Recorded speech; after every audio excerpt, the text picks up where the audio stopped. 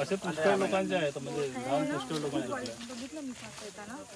म्हणजे प्रिडिक्शन नाही करता येत आपल्याला, असं नुकसान आहे. सर अभी हरा है, इसको कुछ नहीं होता। व्हेरायटी माहित नाही ये खड़ा भी नहीं होगा। हा तर कमी आहे जी आत्मा जाऊन पुष्कळ जाईल नहीं समझला, हा व्हेरायटीचा प्रॉब्लेम नाही सर. समझला। पाहून तर ह्या तांबडी बहुत ज्यादा खराब आहे ना। सर्वे करत असताना काही निकष वगैरे आहे का?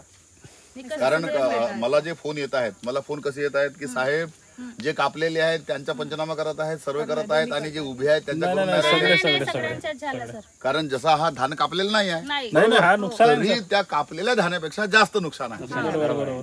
असं आहे तो. केलाय आम्ही, हे कापून झाले ते बी केले. कडकेले तर अंकुर आली साहेब पूर्ण हो अंकुर आले, त्याच्यामुळे ते सर्वे करा सगळा व्यवस्थित, पंचनामा वगैरे सगळं झालं पाहिजे, आणि गट नंबर वगैरे तुम्ही व्यवस्थित द्या. अंकुर आले ना लोकांची का सगळ्यांची.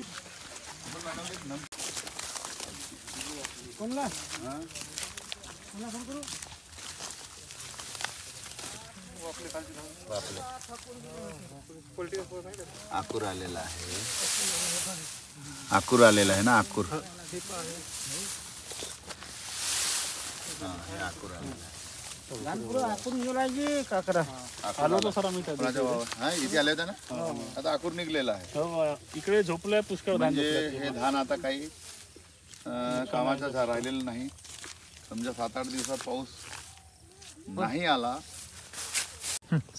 आज आमगाव तालुक्यातील अतिवृष्टी भागात दौरा केलेली आहे. त्याच्यामध्ये मोठ्या प्रमाणात शेतकऱ्यांचे नुकसान दिसलेलं आहे. काही धानात जे कापलेले धान आहेत त्याला अंकुर देखील फुटलेले आहे. त्याच्यामुळे शासन स्तरावरून जास्तीत जास्त प्रमाणात मदत मिळाल्यास शेतकरी जो आज संकटात सापडलेला आहे तो याच्यातून बाहेर निघू शकतो, अशी आज परिस्थिती आहे.